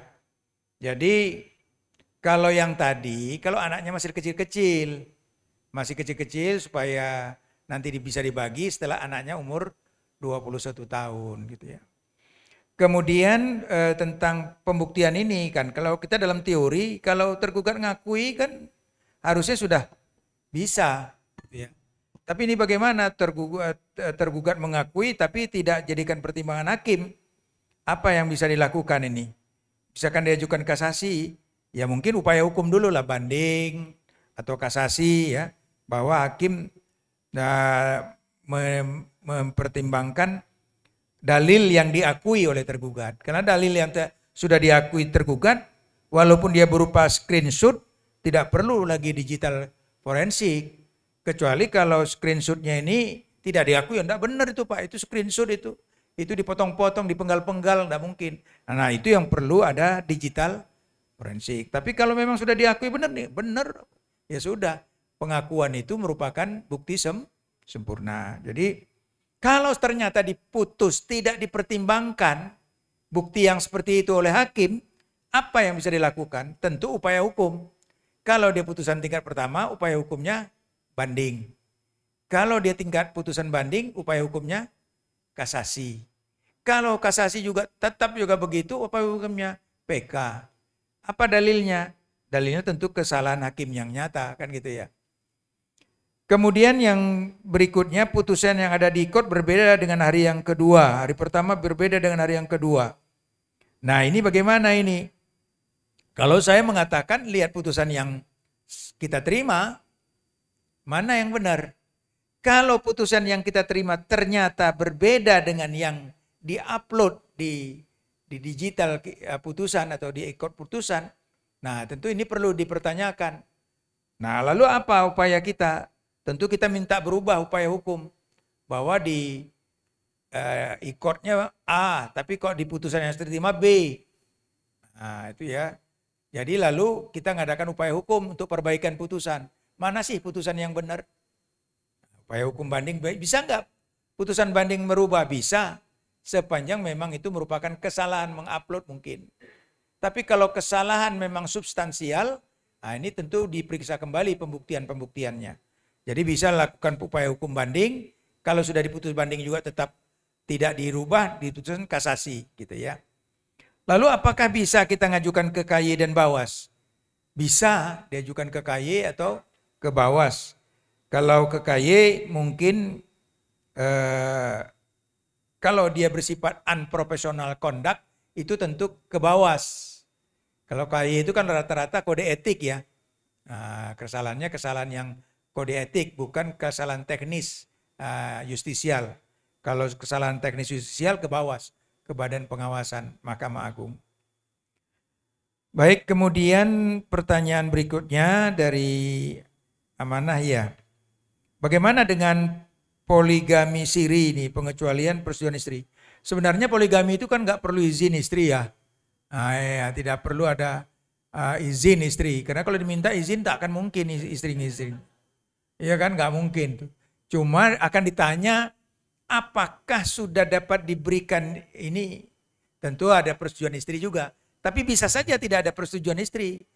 Mungkin istrinya sudah tidak bisa apa-apa lagi, segala macam. Alasan-alasan yang disebutkan dalam aturan perundang-undangan itu. Nah, kenapa kok nikah poligami siri ini? Poligami siri ini kan intinya adalah poligami yang tidak ada putusan pengadilan, tidak ada persetujuan dari istri dan tata urutannya berikutnya itu. Pokoknya secara diam-diam. Nah, ini yang tidak dibolehkan untuk melindungi istri pertama itu. Ya, gitu ya. Jadi kalau kita lihat bahwa di Indonesia ini ditentukan bahwa kan ini sekarang kemarin itu ribut ya di DKI itu ya. keluar aturan tentang bagaimana poligami itu ya. Peraturan perda ya, peraturan daerah. Saya bilang gitu ya, karena sebenarnya harus ada tata urutan seperti dalam perundang-undangan itu. Ada pertama persetujuan istri, kemudian ada alasan-alasan yang menjadi pertimbangan hakim kan gitu ya. Tapi bukan izin, karena kalau izin nggak pernah itu izin diberikan oleh istri. Jadi pernah saya ke mana? Ke Jeddah, bertemu dengan orang Arab di sana bersama dengan Pak Hatta Ali. Ketika ngobrol-ngobrol, Pak Hatta Ali nanya kepada, ini yang kami datangi temannya Pak Hatta Ali, seorang pengusaha besar di sana. Dia bilang, istri berapa? 3 katanya. Inilah mau istri keempat. Wah, nambah. Tapi ini anak saya ini penakut nih katanya. Sampai sekarang istrinya masih 1. Ada anak laki-lakinya. Atase di Arab Saudi, di Indonesia. Sekarang anaknya itu sudah jadi dubes di Singapura. Ini nih anak saya nih tak berani nih, istrinya masih 1 aja. Saya dekati dia, Pak, Bapak istrinya orang Indonesia? Iya katanya. Kalau orang Indonesia mana mau mengizinkan itu ya. Rupanya istrinya orang Bangka. Ya, orang Bangka, orang Arab itu. Jadi istrinya tak mengizinkan walaupun dibayar banyak. Tidak diizinkan itu. Ya, jadi ada anekdot, boleh kawin lagi tapi langkahi mayatku katanya. Begitu meninggal istrinya dilangkahi mayat istrinya. Kenapa dilangkahi? Biar bisa kawin lagi katanya. Jadi itu ya. Kemudian lalu ada suami dalam penjara, anak ibu dalam tekanan mental. Lalu siapa yang ngasuh anaknya? Kan gitu ya. Nggak mungkin diserahkan sama ayahnya yang di penjara. Dan diberikan kepada ibunya yang tekanan mental. Maka ini tata urutan dalam pengasuhan anak siapa? Ibu dari ibu. Tata urutan ibu, keluarga ibu. Jangan pula dari tata yang sudah terganggu mentalnya dikasih pengasuhan anak. Nanti dilemparnya anak. Ya kan? Nah, jadi tentu diberikan kepada neneknya atau saudara ibunya. Itu ya yang dipandang layak. Kemudian tentang SEMA 223 ini, apakah ini tidak bertentangan dengan undang-undang? Karena SEMA 2 nomor 23 bukan menafikan perkawinan yang beda agama. Bukan. Cuma tidak perlu ada persetujuan pengadilan. Karena perkawinan beda agama itu sebenarnya tidak ada. Perkawinan orang yang berbeda agama. Itu ya kan. Bukan perkawinan beda agama. Mana ada agama kawin? Agama tidak ada kawin. Masa agama Islam sama agama Kristen kawin? Tidak ada. Cuma orang yang beragama Islam dengan orang yang beragama Kristen kawin. Nikah. Kan gitu ya? Itu yang terjadi. Nah, dalam pandangan Mahkamah Agung tidak perlu minta pengesahan ke pengadilan negeri atau pengadilan agama, pasti nggak ada. Kenapa? Karena kembali kepada undang-undang. Perkawinan itu sah apabila sah menurut agama dan kepercayaannya itu. Sekarang tanya, nikahnya di mana? Biasanya nikahnya di gereja itu. Ya kan? Kalau di KUA kan nggak mungkin. Pasti di gereja. Karena perkawinannya di gereja, yang satu bertahan Islam, yang satu apa? Sekarang menurut gereja sah nggak perkawinan itu? Sah. Kalau sah, kembali ke undang-undang. Perkawinan itu sah kalau sah menurut agama dan kepercayaannya itu. Tinggal mencatat. Tidak perlu ada putusan pengadilan. Nah, disitulah jalan pikirannya itu. Jadi bukan bertentangan dengan undang-undang. Enggak. Karena perkawinan campuran di situ bukan perkawinan beda agama, tapi perkawinan campuran warga negara. Di undang-undang itu perkawinan campuran itu perkawinan beda warga negara, bukan beda agama. Nah, jadi kalau beda agama itu tergantung kepada agama apa yang dia laksanakan. Itu saja kuncinya. Tapi kalau masing-masing mempertahankan agamanya itu hak asasinya. Tidak bisa kita ganggu-gugat. Kalau istri tetap Islam, satu tetap Kristen, tergantung kepada agama apa yang dia pakai. Tapi kalau ke KUA pasti harus Islam. Tidak mungkin bertahan. Pasti KUA-nya nggak mau mencatat. Nah, yang salah ini kan di catatan sipil. Yang catatan sipil kan nunggu dulu. Nah, kalau gitu diputuskan pengadilan. Nah, itulah yang harus dirubah. Jadi jangan campur tangan dalam pengesahan itu karena tidak wewenang pengesahan perkawinan. Saya mengatakan bahwa perkawinan itu kembalikan kepada bunyi pasal dalam undang-undang perkawinan. Makanya SEMA itu disebutkan perkawinan itu kan pasal 1 itu ya, angka 1 perkawinan sah menurut agama dan kepercayaan. Baru angka 2 perkawinan pengadilan tidak boleh mengabulkan, kan gitu tuh. Hakim tidak boleh mengabulkan. Supaya apa? Supaya ada kesatuan hukum. Karena ada pengadilan yang menolak, ada pengadilan yang membatalkan, meng-NO, ada yang pengadilan mengabulkan. Mana ini? Gitu. Lalu dibuat petunjuk, tidak usah. Gitu ya. Jadi tidak bertentangan dengan undang-undang. Itu Bu. Boleh.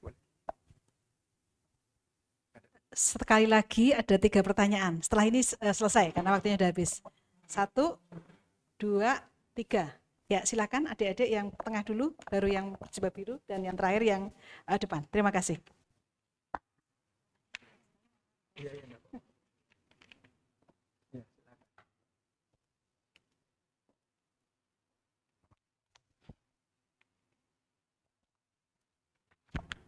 Oke, terima kasih atas kesempatannya Prof dan Bu Hartini.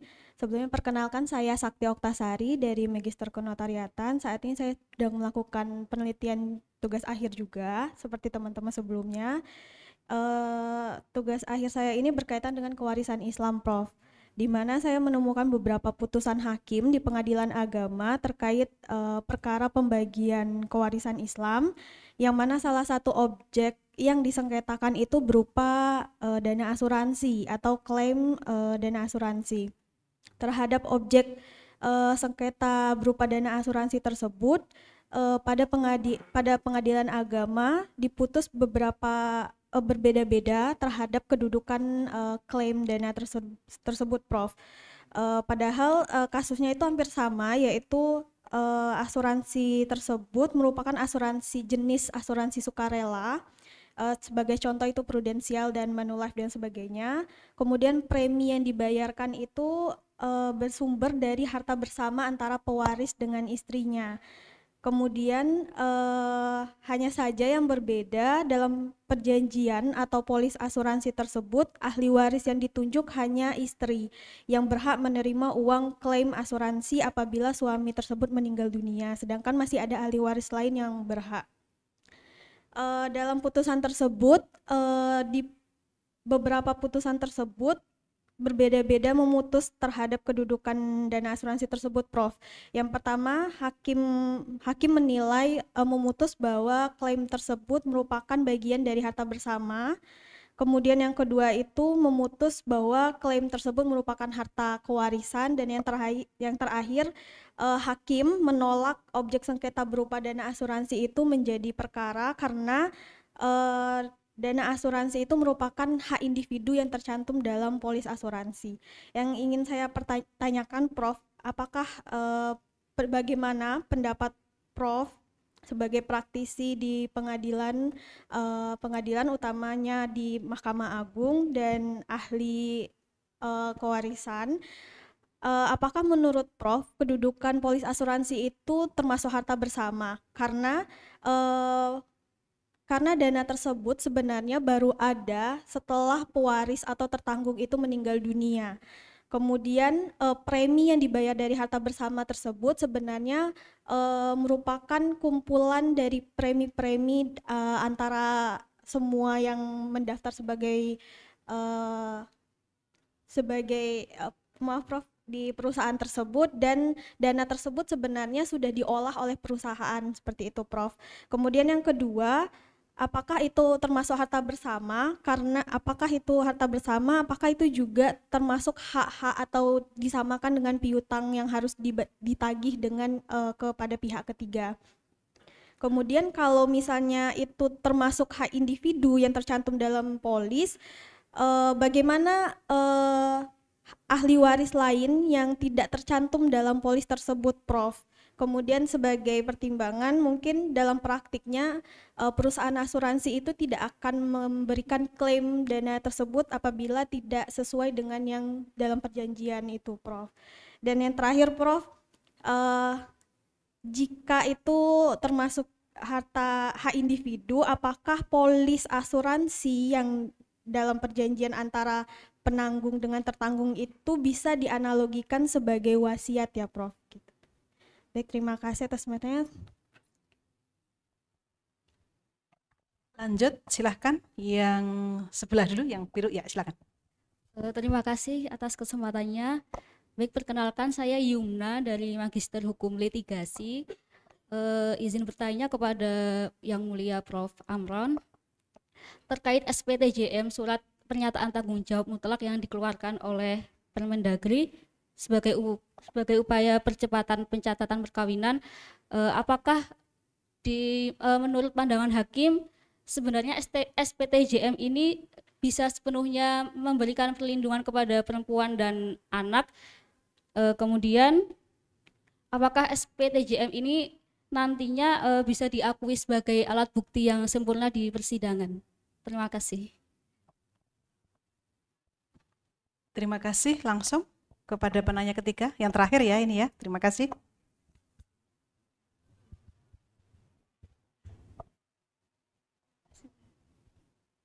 Oke, perkenalkan nama saya Safi dari S1 FHUGM. Pertanyaan saya yang pertama, Prof, apakah persoalan gonogini itu sebenarnya wajib dipersoalkan atas sebuah perceraian? Karena apabila tidak diurus, harta gonogini itu apakah nantinya akan berpengaruh pada waris? Karena masih ada terlekat di dalam hartanya dia itu harta bersama gitu. Terus untuk pertanyaan kedua, bagaimana teknis pembagian gonogini apabila perceraian itu terjadi saat anaknya masih kecil dan sekarang anaknya sudah 21 tahun gitu. Jadi kayak waktu itu memang pembagian gonogininya itu ditunda untuk menunggu itu. Kira-kira teknisnya itu seperti apa? Apakah harus dengan persidangan atau bagaimana? Terima kasih.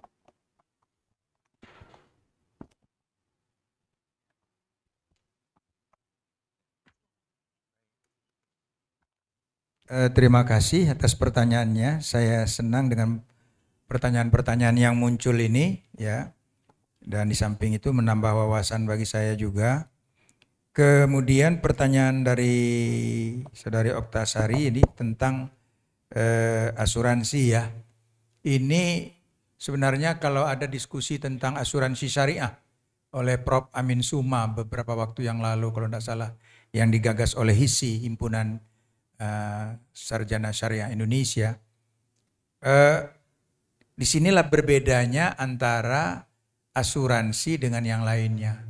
Jadi asuransi itu memang terikat dengan perjanjian. Jadi siapa yang disebutkan dalam perjanjian itu, itulah yang berhak menerima. Dan biasanya polis tidak akan, pihak asuransi tidak akan mau memberi. Nah oleh sebab itu apakah polis asuransi itu termasuk harta bersama atau kewarisan dan sebagainya? Saya katakan bahwa harta atau polis asuransi ya, bukan harta. Polis asuransi itu memang hak individu. Siapa yang dicatatkan di dalam itu? Lalu, nah, oleh sebab itu jalan keluarnya bagaimana? Seharusnya semua ahli waris dicantumkan dalam polis asuransi itu. Seperti saya baru-baru ini, bukan baru-baru ya, beberapa tahun yang lalu buat asuransi yang kurang lebih 5 tahun masa asuransinya itu dan pakai tertanggung jiwa, asuransi jiwa. Nah, siapa Pak nanti yang menerima seandainya Bapak? Nah gitu katanya. Apakah saya bilang seluruh ahli waris saya? Katanya Pak, jangan Pak, akan repot kami, katanya begitu.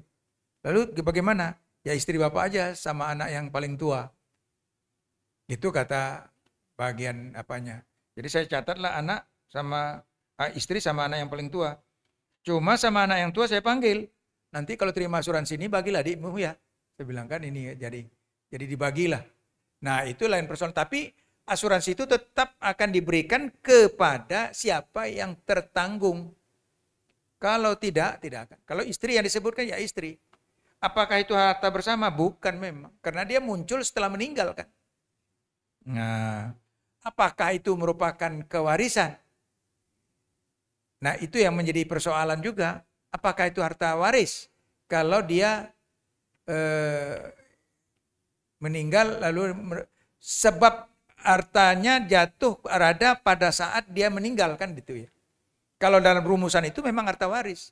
Tetapi karena ini berbeda dengan ketentuan hukum asuransi, maka yang menjadi pemilik adalah yang tersebut dalam asuransi. Makanya waktu asuransi syariah itu saya mengatakan begini, maunya nanti kalau jadi notaris ya, Dr. Sari, coba terapkan hukum Islam. Jadi caranya bagaimana? Supaya tertanggung itu semua ahli waris. Nah, siapa ini? Kalau asuransi bapaknya berarti ahli waris istrinya, anak-anaknya. Sebut semua dalam. Supaya hukum asuransi jalan, hukum Islam juga jalan. Nah, itu berarti kita sudah sebagai notaris, sudah notaris syariah itu namanya. Gitu ya. Nah, itu notaris syariah namanya itu dah. Jadi notaris syariah itu tidak mesti harus namanya notaris syariah, tapi notaris mencatatkan sesuai dengan hukum syariah. Bagus ini pertanyaannya, iya kan? Jadi kemudian apakah polis asuransi itu sebagai wasiat? Kalau mau dihubungkan dengan wasiat ya bisa. Karena itu akan dapat setelah meninggal kan gitu ya. Nah, tentu repotnya gini. Kalau wasiat itu kan hanya berlaku sepertiga kalau ahli waris yang lain nggak setuju. Nah, itu makanya nggak bisa juga disebutkan. Jadi kalau nanti sebagai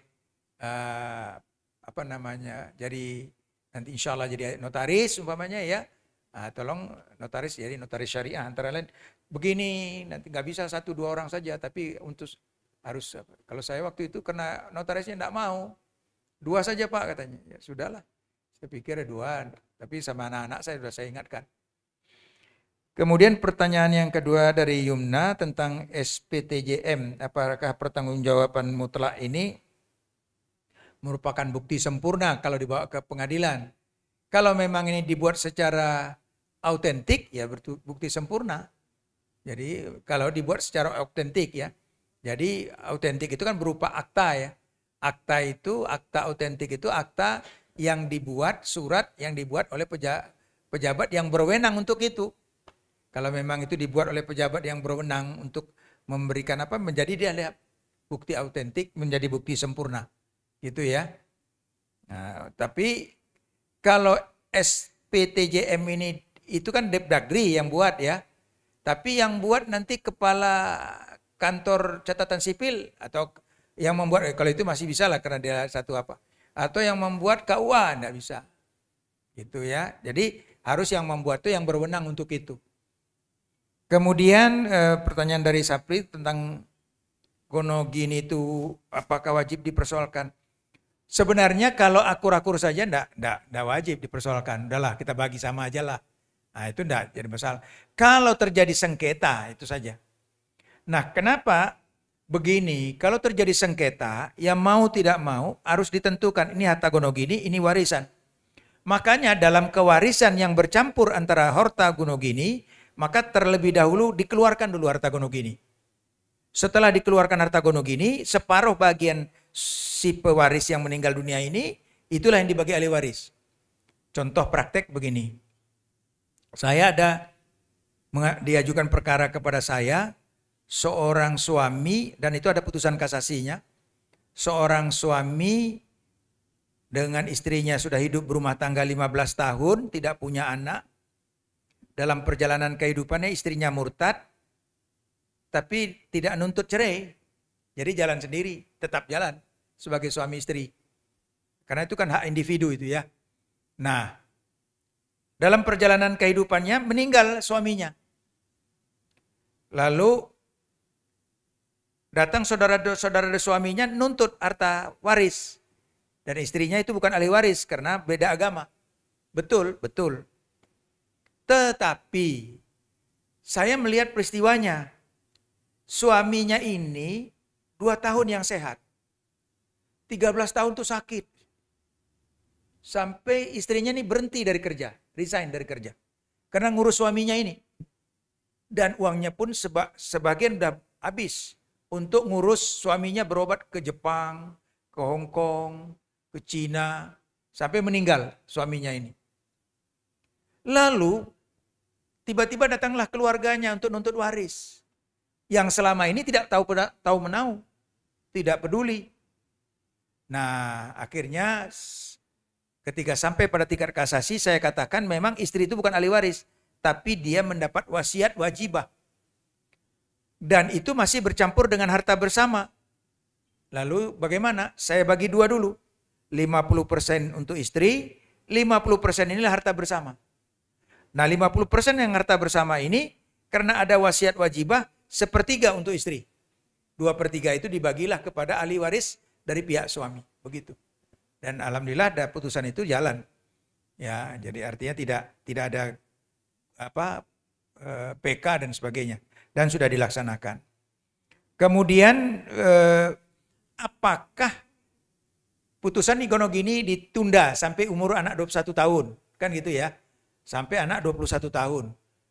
Kemudian anak itu udah sampai, apakah diulang lagi putusannya? Tidak, ya langsung dieksekusi dengan putusan itu. Karena di dalam amar putusan itu kan menunggu 21 tahun. Kalau dia sudah terbukti 21 tahun, dengan putusan itu minta eksekusi ke pengadilan. Nah, tidak lagi diajukan. Itu namanya tidak cepat, sederhana, dan biaya dengan asas pengadilan kan begitu ya. Sederhana, cepat, dan biaya ringan. Gitu ya jawabannya. Gitu. Hah? Tadi sudah. Saya bilang, dia kan menanya tentang apakah itu bukti sempurna. Kalau memang dibuat secara akta real jadi menjadi bukti sempurna. Terima kasih Prof. Amran atas semua ilmu dan masukan, juga nasihat dan hal-hal yang mungkin selama ini belum kita ketahui. Beliau telah klarifikasi dan berikan informasi secara mendetail. Mudah-mudahan kita ada kesempatan lagi ya Prof, suatu ketika di forum yang berbeda gitu ya. Adik-adik dan Bapak Ibu semuanya, termasuk Prof. Amran, berakhir sudah acara kita pada siang hari ini, dan tidak lupa kami selaku perwakilan dari Fakultas Hukum UGM pertama mengucapkan terima kasih jazakumullah khairan katsiran atas apa yang sudah Prof berikan kepada kami di forum yang mulia ini. Yang kedua, kami juga menghaturkan permohonan maaf yang sebesar-besarnya manakala dalam penyambutan, dalam memberikan fasilitas dan lain-lain dari kami ada kekurangan dan kesalahan, sekali lagi mohon maaf.